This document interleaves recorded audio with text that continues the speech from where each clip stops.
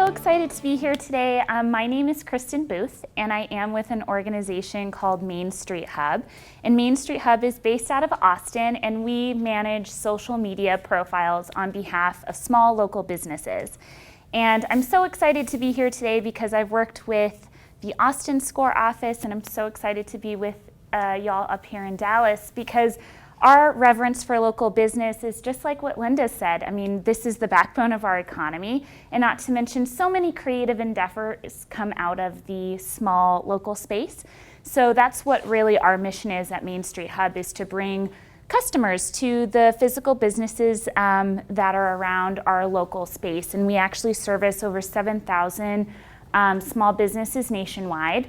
And so everything I'm going to be presenting here today is based off of the information that we've gathered from the businesses that we've actually served.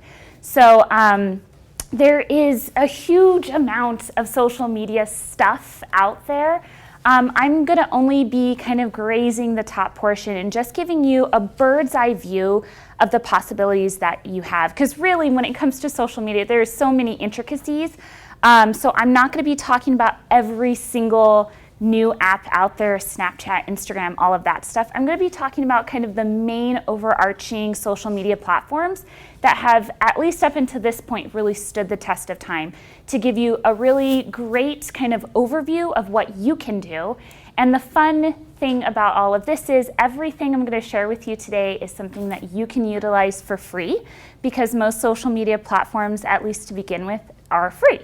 So just to kind of give you an idea of the information that we're going to be going over today, we're going to be talking about the basics: where to market yourself, how to create a great first impression, conversations and timely responses, how to get proactive engagement and even what that looks like online, and creating posts with intention and consistency. And then of course we'll have a Q&A. If you have a question throughout, please give me a shout out. And what you'll start to notice on every single thing that you're going to be given today, and kind of first lesson of the day, is let people know where to find you online. So Main Street Hub, like I said, is based out of Austin. You can find us at hashtag Main Street Hub. And if you're not sure what a hashtag is, it's the #, and it's utilized on different social media platforms kind of to curate all of your content. So if someone goes to hashtag Main Street Hub, they'll get a full list of all the content relating to Main Street Hub that's been produced by Main Street Hub, or even other people that want to tag us in their posts. And so you can come up with your very own hashtag for your business. We utilize hashtag Main Street Hub, and we also utilize hashtag Love Local, because that is one of the biggest missions of our business, is reverence for local business. So we curate all of our content under both of those hashtags. And then you can also find us on every social media platform at Main Street Hub. And so that's kind of the first lesson of the day. It's on your worksheet in front of you. It's also up here where you can actually find Main Street Hub. I usually recommend that small businesses find kind of the most relevant content to their business and start utilizing hashtags and utilizing every opportunity to let people know where they can be found online. This could be maybe putting something on your receipt when you hand a physical customer that has where you can be found online. And this is one of the first things you can do to start to really curate an organic following on your social media platforms. So that's kind of first lesson of the day, is where people can find you. So obviously social media transcends most generational groups, specifically millennials. Millennials surpass baby boomers with 75.5 million people. And so this is a huge market globally. And there's no doubt about it that social media is here to stay. And like I mentioned before, some of the main social media platforms that we're going to be chatting about, like Facebook and Twitter, have stood the test of time, but there's really countless opportunities for you. But we're going to be talking about the main ones. Now, the interesting thing about this particular group is that what we have found is that consumers are far more likely to utilize these platforms, and this is the new word of mouth.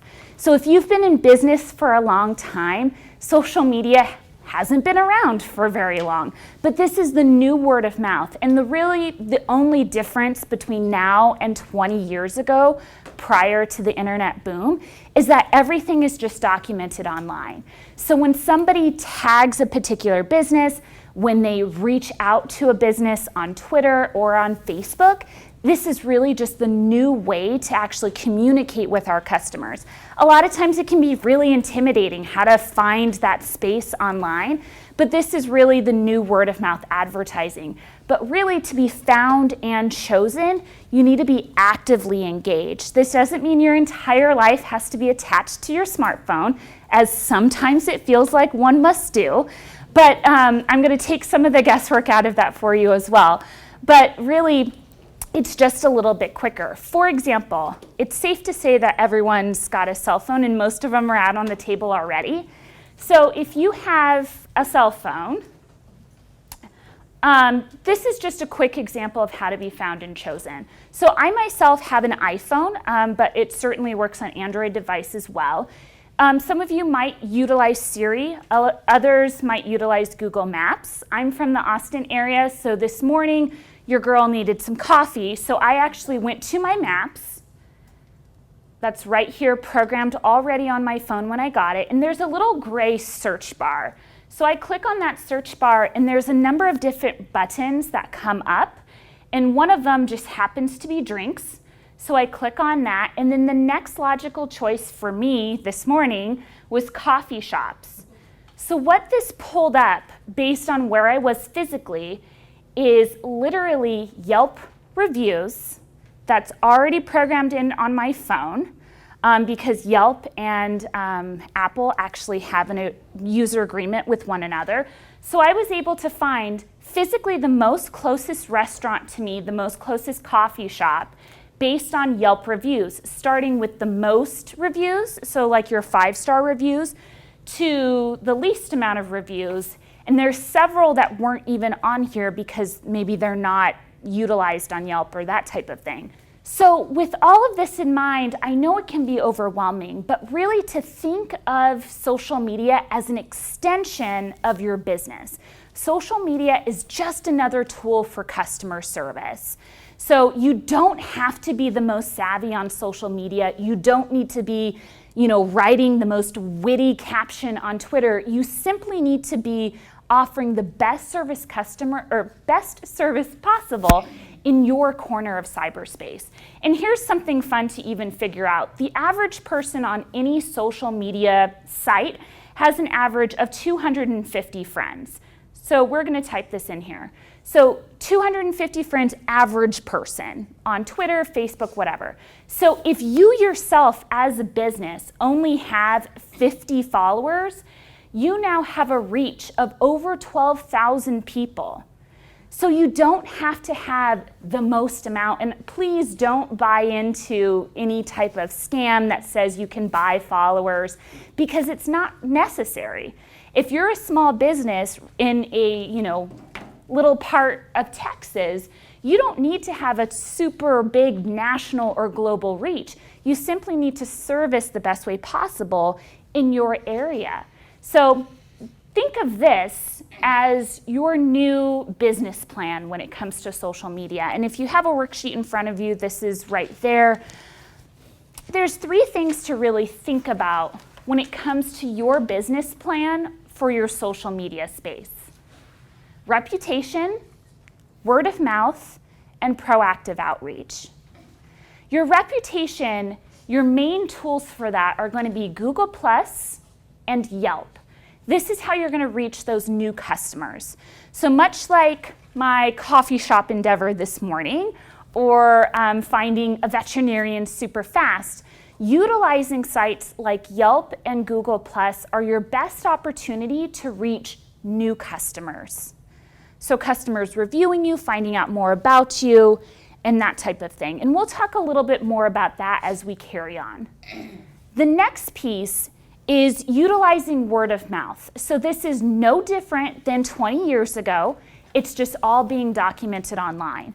So these are customers that know you and who love you and who are sharing about you online. So friends and referrals, that word of mouth advertising. Great tools for this are going to be Facebook, are going to be Twitter, reaching out to people, etc.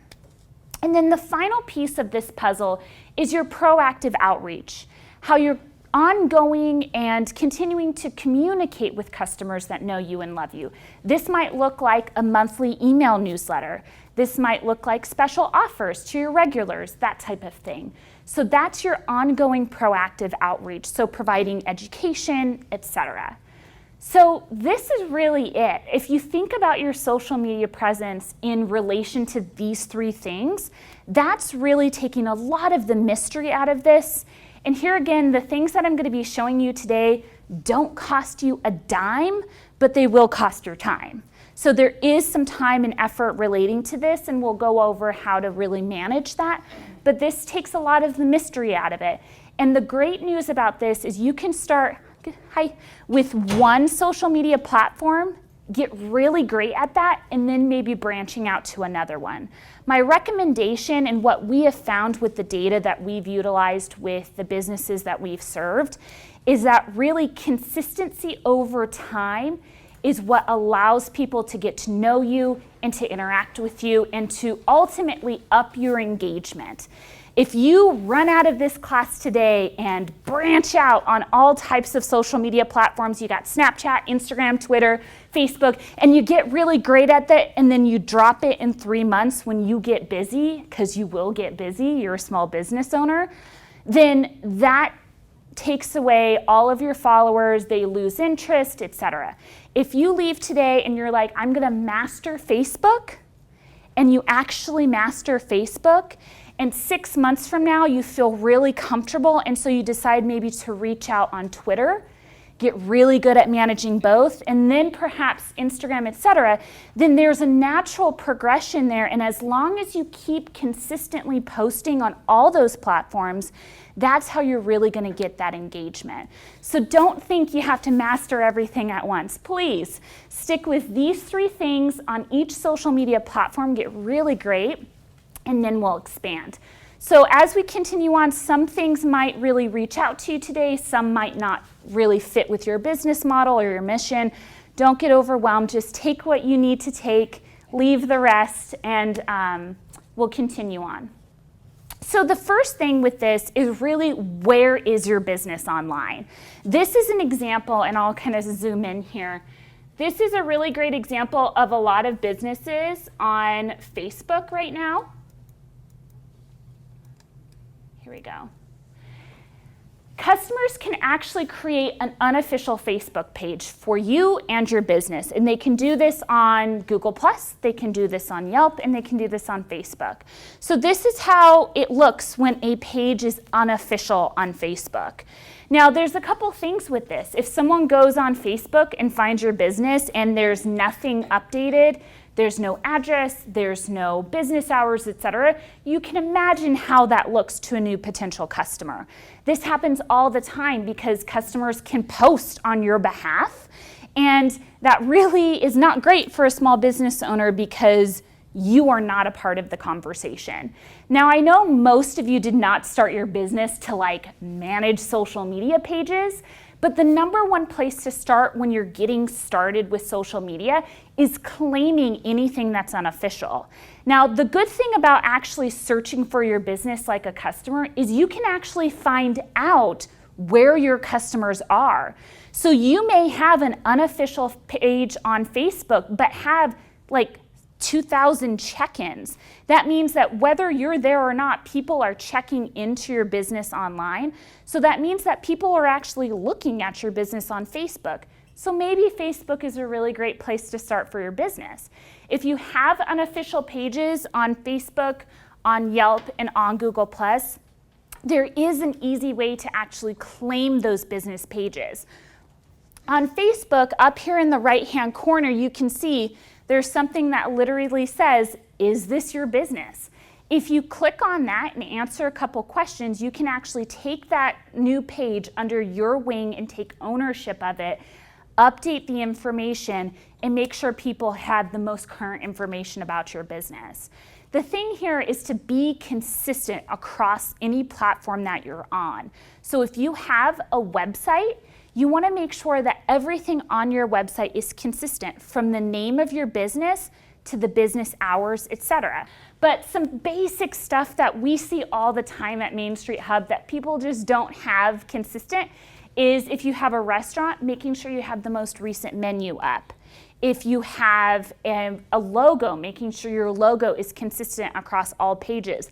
A lot of people don't have even a consistent business name across all pages because, maybe it's not available as a handle on Twitter. So it's your Twitter and your Facebook and your website all say something different. So making sure that that consistency is available so people know when they find you.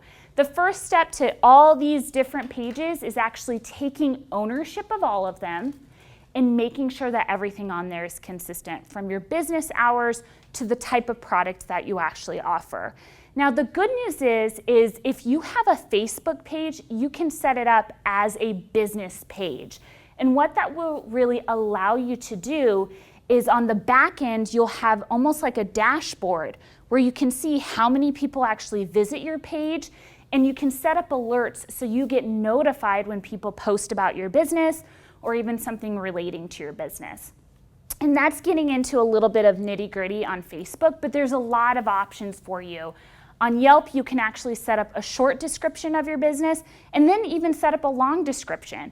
If you've been, a part of a family of business owners and you've been in business for 60 years and you're taking over for your grandfather's business or something of that nature, that's something that a lot of people will really identify with and support. So you can put that as part of a long description on Yelp.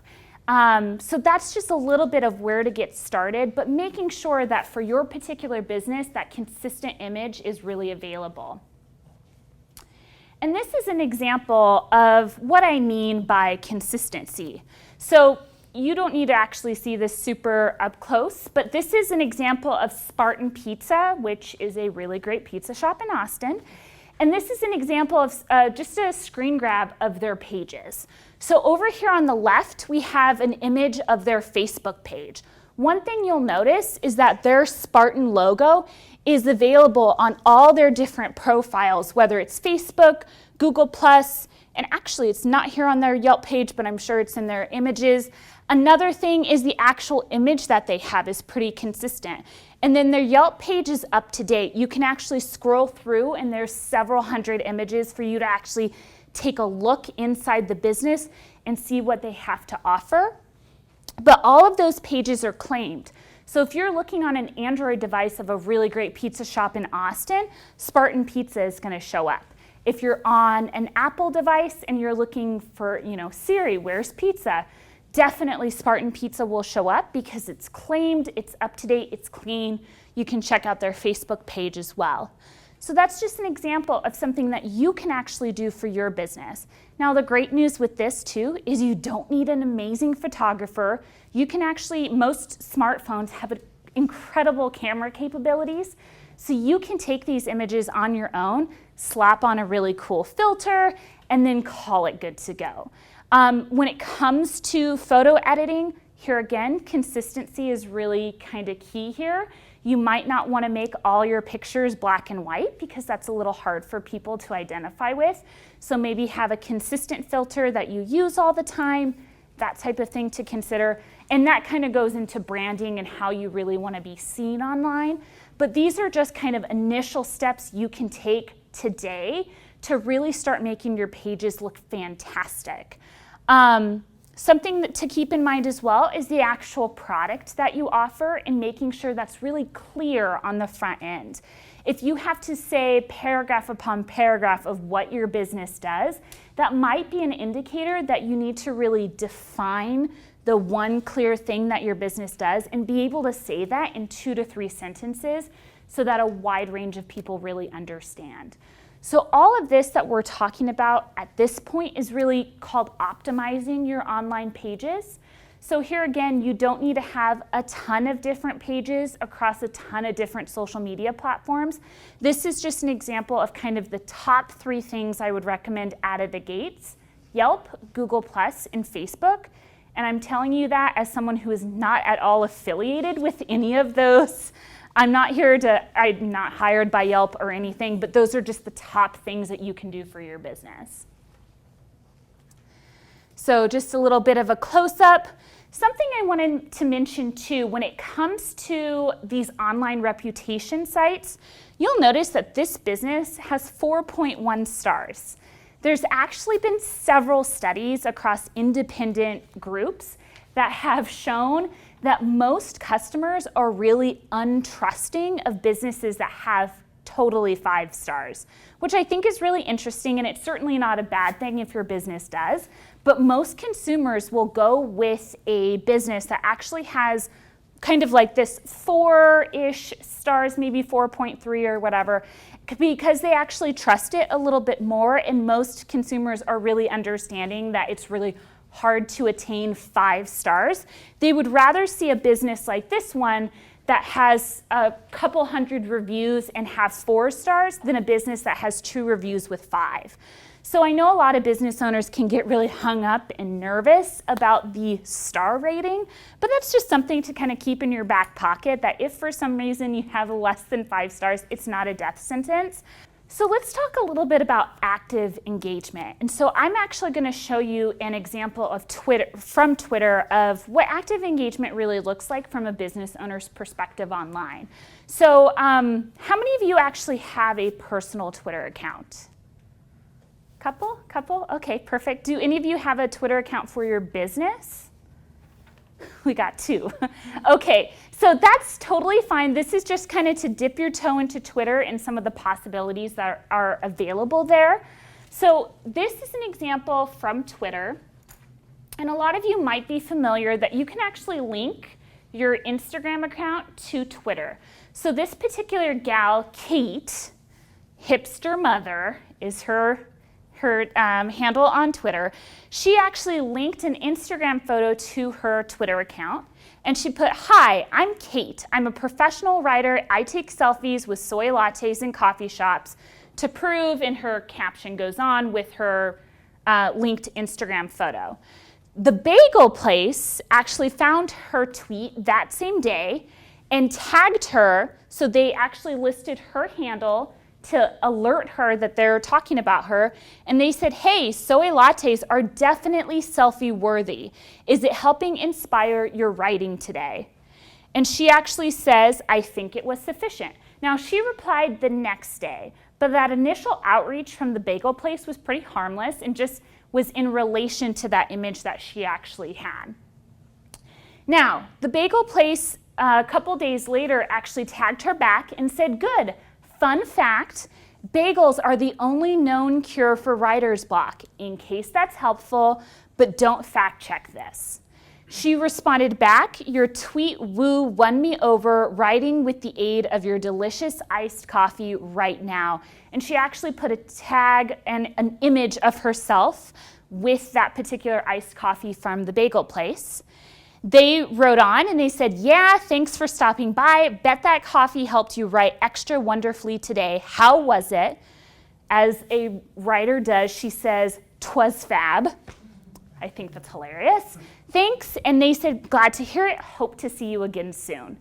Now, this simple Twitter interaction actually happened over the course of a couple days. It was initially initiated. It was initiated on April 14th. And the end of the conversation was on April 27th. But in that time, the Bagel Place actually reached out to her, and she came in, and she shared a picture that she could then, share with the rest of her friends that see her feed.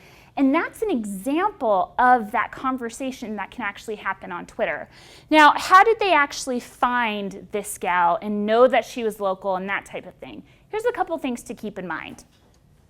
So Kate was actually found using a local search tool that's available on Twitter. And we know that because it's kind of hard to see here because it's gray, but there's a little location icon. So the Bagel Place was able to find her, maybe even search for different hashtags she might have used that have to do with coffee or that type of thing. And the thing that I love about how the Bagel Place initially reached out is they tagged her And they didn't say, hey, I see you like coffee, come to our place, we like coffee, blah, and freak out. They actually just commented on, totally innocent, commented on the soy latte she liked and asked her about her writing. So it wasn't an initial sales pitch. How many of you have ever been on a date with someone that only talks about themselves? Anyone? I mean, here's the thing. You don't want to Kanye West your followers. You all know what I'm talking about there. And constantly talk about yourself. This actually shows that the bagel place has a little bit of personality and wants to interact on something that has to do with kind of the topic that they're interested in, but it's super harmless, and it initiated this conversation that ultimately led to a new customer. Now, if you're going to try to reach out on Twitter, here's a couple things that I would just kind of keep in mind. First of all, I would do a little bit of a search because this is a social media platform.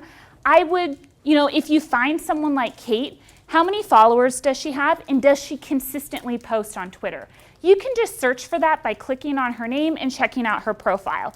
If she is only on Twitter once every month or once every 3 months, that might not be someone that you want to initially reach out to because she might not respond right away, okay? And the next thing would be to make sure that she's even in your, general vicinity. You might find that she's writing about soy lattes in Florida, which doesn't help you as a bagel shop in Dallas, Texas. Know what I mean? So that's just a couple things to keep in mind. You might just try this initial outreach and just, maybe with, a couple people a week and see if there's a return on your investment there. I'm just showing you this as a really great example of how quickly this can occur and the possibilities that are actually out there. There is something pretty priceless about someone who's actually posting a photo of themselves in your place of business, tagging you on it so all their friends can see. Remember, you yourself don't need to have a ton of followers to have a really big impact. You simply need to have that active engagement with your audience.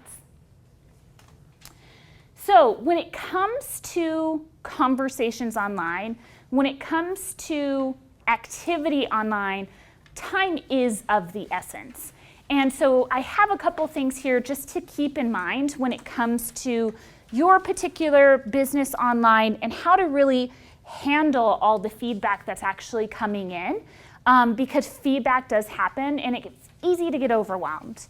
So the highest priority would be anything technical and account-related questions in relation to your business. And for your particular business, there might not be technical stuff to keep in mind, but you can actually apply this for your own business model of things that you would take as high priority items. The next thing would be complaints from dissatisfied customers, and we'll dive into this a little bit more. It does happen.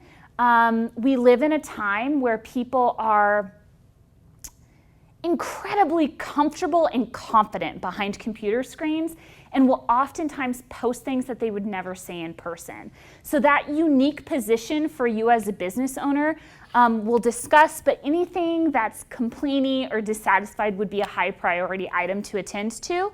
And finally, service or product requests that are urgent. So here again, you can kind of apply this to your own world with your particular business, but I would really sit down and think about what are the high priority items that I really want to address for my business. But these are things that in general, I would definitely recommend would be important.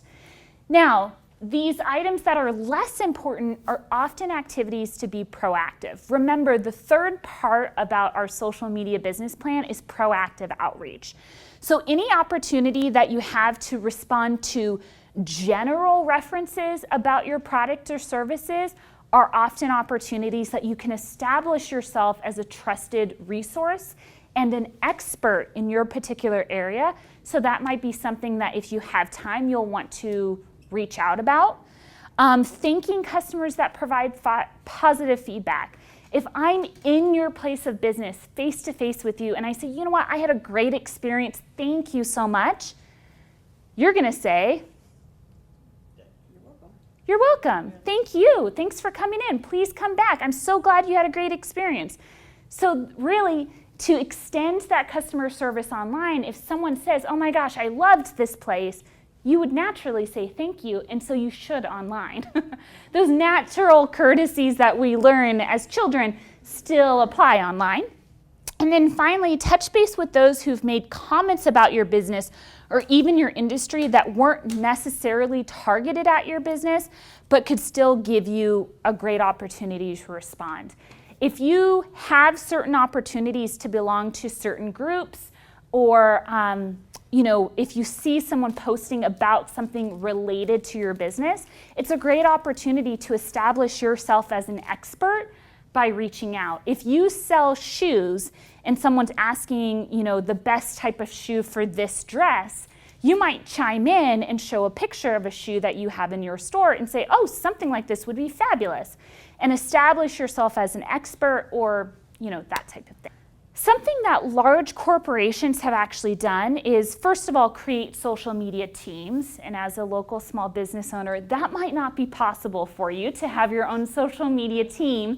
So for the rest of us, something to keep in mind is you can create almost like a general message that you respond to for each social media platform. For example, if you are up at 3 a.m., and you notice that someone has made a comment on Facebook that you want to respond to, rather than actually responding to them immediately, which might give people the idea that you're constantly available, something you might consider doing is having a general response for Facebook messages, something to the effect of, thank you so much for your comment. We will respond to you within, the next 2 to 3 business days. Or if you have someone make a comment on Twitter, you might have something of, thank you so much for your tweet. We're excited to share with you. We will respond back during business hours.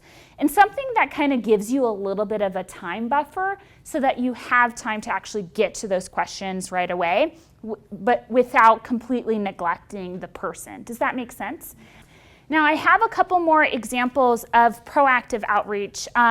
But as we kind of transition here, keep in mind that the things that I'm going to share are actually from Twitter, but the same things apply on Facebook and things like that. So just like the review that we had before with Twitter, when we start to claim our pages online, when we start to respond to reviews, posting consistently, etc., this proactive outreach is really going to be a necessary component to keep people actively engaged, and also has the potential for people to come back in your place of business. So as we kind of change here from reviews to proactive outreach, keep in mind again, these are from Twitter, and all of these were found based on a local search of people in the area discussing something having related in a broad stroke to your particular place of business. So this one I think is super fun because the business in question is an auto tinting place, which isn't something that normally you see just like interacting online. It's not glamorous like a restaurant or something, but this is a super fun review. I had to screenshot it, and I apologize if it's a little challenging to see. But this guy actually says, seemed like I've lost my keys this morning. Lost his car keys. The auto tinting place responds, tags him and says, uh-oh, did you ever end up finding them? So this was a day later. They reached out and was like, hey, did you ever find your keys? He responds back, yeah, they were sitting on the counter behind a box of cereal. Auto tinting place responds back, should have guessed the cereal was to blame. So did this morning go a bit smoother for you? He responds back, yeah, a lot smoother. Also, I need to come by for some tint. So how does that ever happen, first of all? Second of all, how amazing did that actually occur online in that it's all documented? So here again, this is regular word of mouth, but all being documented online. The auto tinting place says, took the words right out of our mouths. Do you know where we're located? He says, in Campbell, right? They said, yep. Provide their address. He says, cool, I'll be stopping by later today. Hello. Hello. Amazing. Now, one thing you'll notice is that they're tagging each other back and forth. So when you're responding to a customer online, in order for them to actually see, you'll want to make sure that you put in their handle. So in this case, it's at Cal Auto Tint, etc. Hi there. So they're actually being alerted that this conversation is going on. So always respond by linking that person's name. But I just had to share that because it was too ironic that that conversation even occurred. And you'll notice it's from, hey, I lost my keys. And all they had to say was, did you end up finding them? And that led to a great new potential customer. So this one over here is a little bit lengthy, but one thing we have noticed with these Twitter conversations is, here again, you'll notice with these, it's not coming on super strong. Like, you need to kind of be cool and like not automatically say, come by my business. So these conversations are a little bit lengthy. Here again, it takes a little bit of time, but it doesn't cost a dime to acquire these customers. So keep that in mind. So this guy, Ryan Polly, or Polly something, said, and I ordered their barbecue pork belly sandwich with sweet potato fries. The meat was amazing, blah, blah, blah. He linked an Instagram photo to his Twitter account. This grilled sub place said, all we see in this pic are those sweet potato fries. They look so good. Where'd you get them from? So this guy, Ryan, I got them he tagged the business. Charlie's Grilled Sub says, thanks for letting us know. Did you get some of their shrimp too? So this sub place is actually talking about another person's shrimp. And he says, unfortunately not. And he actually continues on. The conversation goes on with saying, yum, we'll have to check it out. Was that your first time there? He says, yes, I'm actually a food blogger. Look for my reviews soon. They said, we can't wait. Have you ever checked out our food? So when they actually started to mention their own stuff, we're now several tweets into this conversation. When they finally say, hey, cool, have you ever checked out our stuff? He says, no, where is your location? I live in Temecula, California, but I work in Tustin. They give their information. I live close to the promenade. And then obviously, as you can imagine, the conversation leads to him actually sending a picture. And he, as a food blogger, is going to actually talk about that business and actually write up a review on that business. And, they said, we can't wait to read it. So here again, these conversations are a little lengthy, but the thing to keep in mind is that it's organic. And they would have never guessed, like, oh, cool, he's also a food blogger. Like, how does that happen? That's totally awesome. But these organic conversations are happening on Twitter all the time. And here again, it takes a little bit of time, it takes a little bit of effort, and sometimes your outreach might not lead to anything, which is why I always recommend kind of looking into this person, making sure that they are active online. But it's certainly worth a shot to reach out to someone, maybe compliment a photo or something of that nature. So when it comes to your activity online, and I included this in your worksheet, the 5 things I always say to keep in mind is make sure it's searchable, shareable, that there's interactivity involved, things are desirable, and that it's exclusive. So first and foremost, as I mentioned a lot, you'll want to make sure you are searchable. And that means that that your image is consistent online, that everything is up to date and current, hours of operation, logo, name, etc., and that people can actually find you. There's free applications that you can actually get on your phone now, so you can actually tag your photos and actually almost like a sticker that you can put on your photo that has your handle or something of that nature. It's something to consider so that if someone pins that photo or shares it with someone else, it has you as the original creator on it. That's a really great thing to keep in mind, and it's free. So something to keep in mind. But the next thing is that every post has the potential to be shared. So when you're responding to a review, how you respond to that review can get shared. So actually, total sidebar situation. I don't know if you guys watched Jimmy Fallon, the late night show or whatever, but they actually had a segment on Jimmy Fallon where him and his guest actually read like business owners' responses to reviews, which were scathing and horrible and hilarious when read out of context. But you don't want to be that person that writes a crazy response to a customer that ends up on the late night show and you look like a crazy person.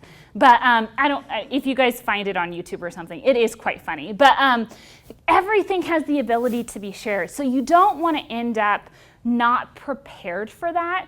Going into your online presence as a business owner, everything you do has that ability. So I would highly recommend that you keep your business and personal profiles separate.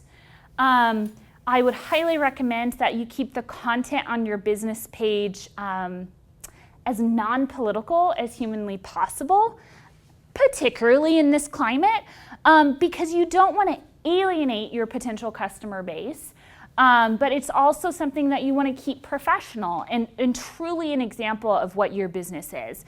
I always say this to business owners, but think about your voice online. If you have a business, like if you are a dentist or a doctor, you might want to keep your voice pretty professional. Whereas if you have a sports bar and something a little bit less professional, you can use a little bit more slang and come across a little bit more casual or even humorous and snarky or whatever.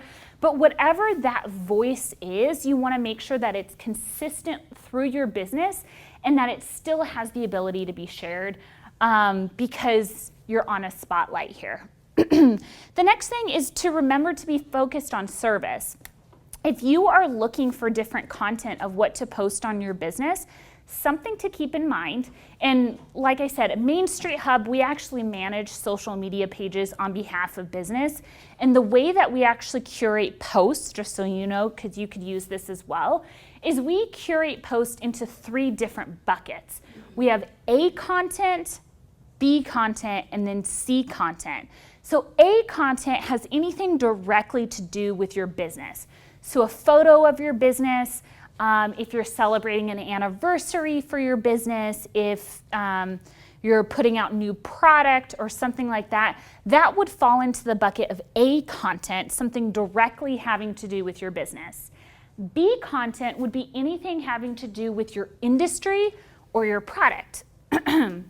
So if you have a restaurant that specializes in Mexican food and it's National Taco Day, that would be B content, posting about your tacos, talking about how fantastic tacos are, that type of thing. That would fall under the B content bucket. And then finally, C content.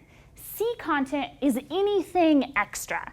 So this last summer, there was the Summer Olympics. So if you posted something relating to the Olympics, it doesn't have to do with your business, but it's something fun that you can put online. So that post would be C content.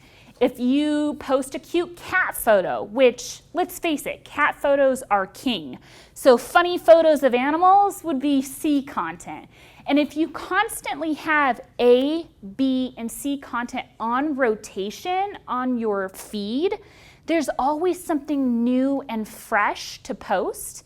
And you can even find something in there that has to do with interactivity. So maybe every Friday afternoon, you write a poll. If, my veterinarian posted, if your dog had to live on a desert island with one toy, what would that toy be? And there was all these different comments back to the veterinarian's office. My dog would take his rope or his squeaker toy or something like that. So there was a lot of activity that really had nothing to do with the veterinarian himself, but got people involved. People love sharing about their experience.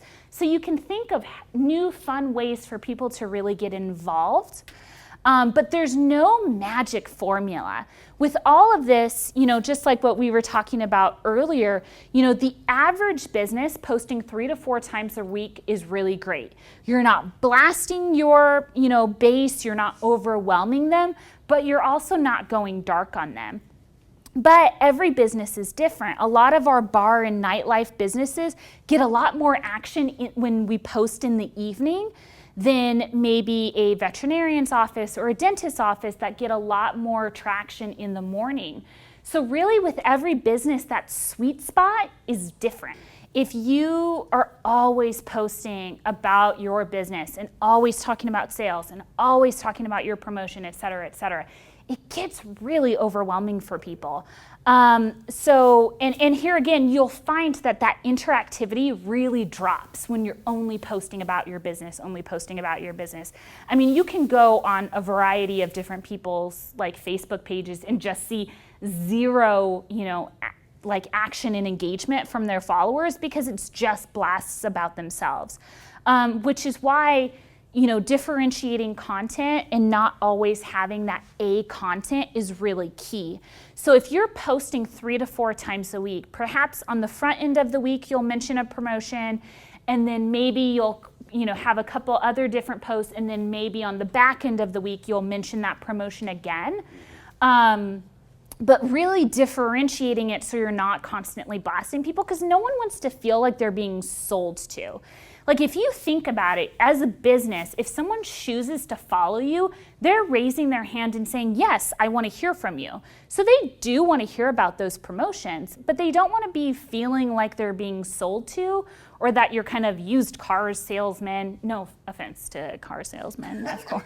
Sorry, I don't know the room. But no one wants to feel like they're being like sold at, and perhaps maybe that month you'll have a dedicated email about a promotion. So they'll hear about it in a different way. Email promotion is still a great resource as long as you don't abuse it. But that's why the differentiating content is really important, and that'll help that interactivity.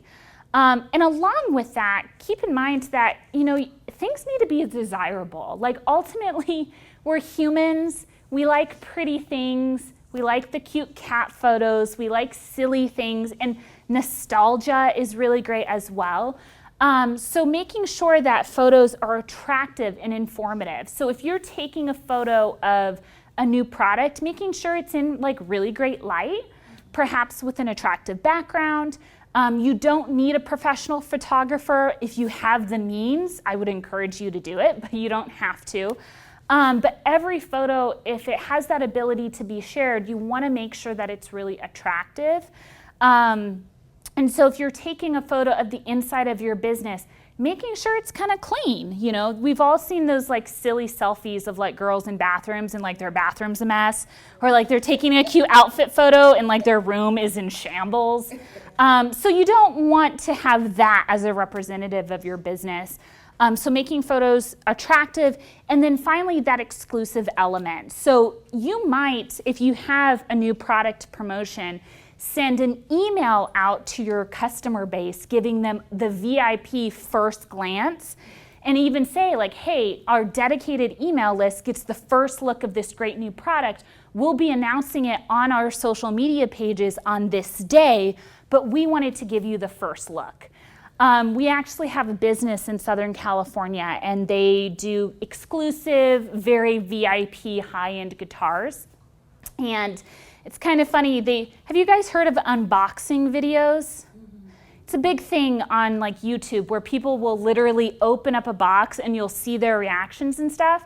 So this little boutique that we service in California, they have these unboxing videos. It's one dude with an iPhone filming this other guy who literally opens up these brand new guitars. And it's super cool because it's obviously a really cool, fun product, but they're opening up this box and he's talking about, oh my gosh, this is awesome. It's this wood with this finish, this color, yada, yada, guitars, I don't know. He opens it, he strums it, and most of the time they actually sell that guitar before it hits their sales floor because they live stream it on their social media sites, they put it up on their YouTube page, and before it even has an opportunity to hit the sales floor, it's sold because people feel like they've got this like inside look behind the scenes, which is great. That transparency for businesses is super fun and people respond to it. If you have an amazing cook, maybe give them a shout out online and write a post about, Dan and how Dan's been with us for, X amount of years, and he, got his culinary degree from here, or his favorite recipe is his grandma's apple pie. I don't know, I'm making up this whole thing about Dan the chef. But you can imagine people really love feeling like they're involved. And here again, you might only have 50 followers online, but but they're your 50 followers that have chosen to follow you. So give them a little taste of behind the scenes in whatever way makes sense for your business, so that they can get that inside view. If you're obviously a doctor and there's like patient privilege, keep those types of things in mind, but you can still maybe give a tour of, your business. Like, hey, if you're a patient coming to us for the first time, here's what you're gonna see. Here's, where the restrooms are, and if you go down this hall, here's, the operating room. I don't know, but maybe not. But obviously this has to make sense for your business. But these 5 things typically are a really great place to start. Diversifying that content is a really great opportunity. Like I said, we divided up A content having directly to do with your business, B content with your industry or your product, and then C content is kind of anything else. Maybe if it's Veterans Day, shout out to the veterans, that type of thing would be C content. That's how we divide it up. If there's something that makes more sense for your business, obviously you can make sure that you incorporate that as well. Everything that I've been sharing today, like the purpose is to bring people to your business to purchase your products or services. And that's kind of why I like to make it simple, because if we think about how customers ultimately find you, it starts with those reputation sites. That's just how people are finding businesses today. So that would be priority 1, is reputation management. The next is that ongoing friend referral. So once you have someone in that place, in your place of business, making sure that they have great service there in the business and inviting them to come back and share it with their friends, because that's the ultimate sign of trust, right? Is that I would share it with my network. And so that's important. And then finally, keeping those customers coming back, because customer acquisition costs can be bonkers expensive. But if you have different things in place, like an email newsletter and engaging posts to keep customers interested, that's the purpose. So if you're a new business, obviously you want to make sure that people know about your business. But even if you're an established business, that's really important. So the whole purpose of everything we're sharing today is to get people in the door, and to keep them coming back. And that's really how your business will continue to thrive. And as long as you have those people coming in and that customer service being extended through your social media outreach, that's really how you can continue to keep your business evolving and growing, is if you have that network kind of in place. So that is probably, I hope that answers your question. But it's an important thing to consider. I mean, there's a lot of big businesses out there and they have teams of social media professionals in place. But that's why, for Main Street Hub at least, we specialize in the small, local, mom and pop business, because, you might not have the means to have a social media, team in place, but we certainly want to provide tools to make that possible. And here again, everything I've shared with you today is absolutely free. You don't have to pay for, and many people don't even have the means to do that, to pay for it. But, from what we have found with the businesses that we've worked with, these are successful, proven results. And if they're consistently applied over time, your engagement will continue to improve. And so everything I want to share, everything that I'm sharing, if applied in a sustainable fashion, is possible to achieve. And I want to kind of share some really simple content examples of what you can put in place that have had really impressive, astronomical results. So when it comes to posting and what to post, we talked a little bit about A, B, and C content. But here again, you don't need to be a super professional to make sure these things happen. So this particular sandwich shop, the caption is "Our favorite kind of scenery." It's got their sign in the back, an oozy, drippy sandwich, and it's like coming on lunchtime, so people are probably anxious to see that. But this has been shared over 2,000 shares, or over 1,200 shares, liked over 2,000 times. Simple photo. Was not taken with any kind of Photoshop.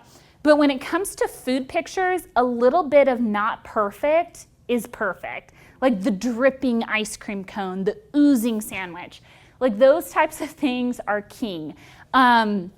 So this isn't the most like professional photo, but it certainly gets the job done, right? So, and not even a filter on it, which I love. This is another Facebook post. It says, no Photoshop necessary. Thanks for sharing, Anthony C. Liked over 1,000 times, over 200 shares. This I love because if you have a customer that posts on your behalf, share it. Like the retweet, the sharing from, you know, a customer is really great to establish that bond with a customer.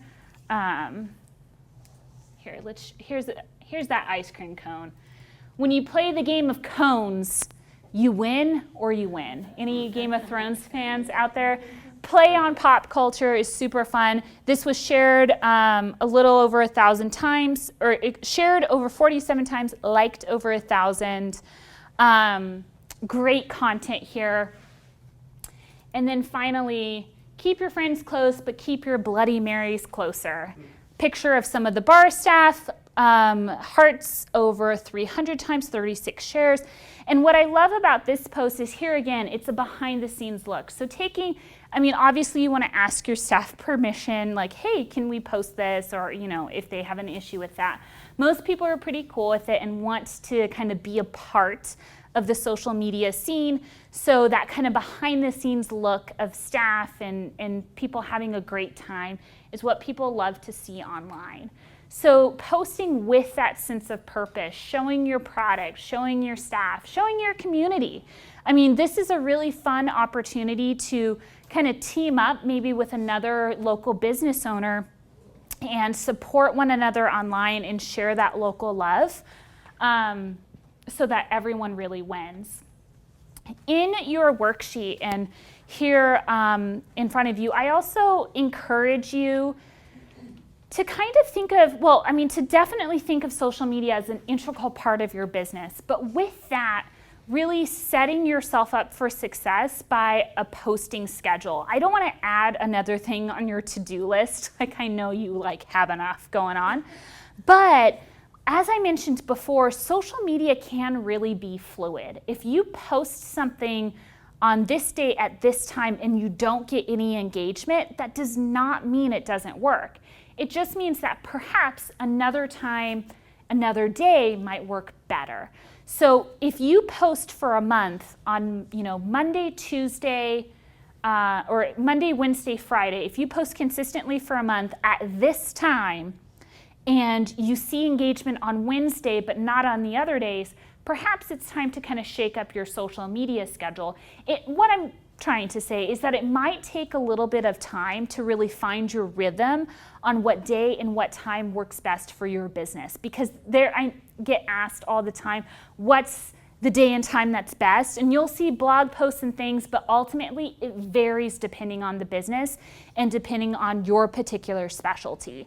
So there is no blanket statement that works for every kind of business always, is kind of what I'm trying to say. So really be open-minded and perhaps dedicate an hour or two of your time on your schedule once a month to look at your social media page and what works for you in your particular business, and schedule it just like any other part of your business. So like I mentioned at kind of the top end of this presentation, I would always encourage you to try really consistently getting a handle on one social media page first. So if you feel comfortable with Facebook, really do Facebook well. Do it consistently for however amount of time you feel comfortable, and then once you're ready, maybe dip your toe into Twitter. And do that and Facebook really, really, really well. And then if you feel comfortable, ready to take on maybe another social media page, do that. But don't try to take on everything immediately out of the gates, because then you'll get totally overwhelmed. I just put an example of a posting schedule that you can either create for yourself. You can do this on paper or whatever, but I would take time once every few weeks, perhaps once a month, to really look at your social media space, what people respond to, and perhaps areas that you can even improve. And here again, it's going to be unique for each individual industry, but the key here is it's fluid, it's ongoing, and it might take a little bit of time to establish that rhythm. We live in a very instant society, so I know you want to see instant results. But for businesses that we work with, it takes typically about 90 days to really start to see that improvement in engagement, improvement in followers, and ultimately improvement in your business. But the fun thing about social media is it is results oriented. You can literally see numbers and you can literally see engagement. So hopefully there's a little bit of satisfaction in that. There is no foolproof way, just like every business is different, every social media avenue is different, and there's things that we haven't even discussed that you can do as well. But I hope that there was some information today that you can take home with you and start to implement right away. I do want to have a little bit of time for a question and answer session, but I wanted to also hand these little babies out. Like I said, I work for a company that manages social media pages for small business. And one thing I wanted to extend to y'all, since today what I was discussing is kind of broad, if you wanted to have a quick chat on the phone with a social media consultant, just either give me your business card or I'm going to hand out these little information sheets. If you're interested in an assessment, it's just a 15-20 minute phone call with a consultant. What they'll actually do is pull up your social media pages and give you tips and tricks and best practices on what you can do either yourself or perhaps what we could either even do for you if it makes sense. We don't service every single type of industry, so just keep that in mind, but we all can definitely offer an assessment for anyone interested. But thank you again so much for being here. SCORE and the SBA have so many great resources. I hope this was helpful to you.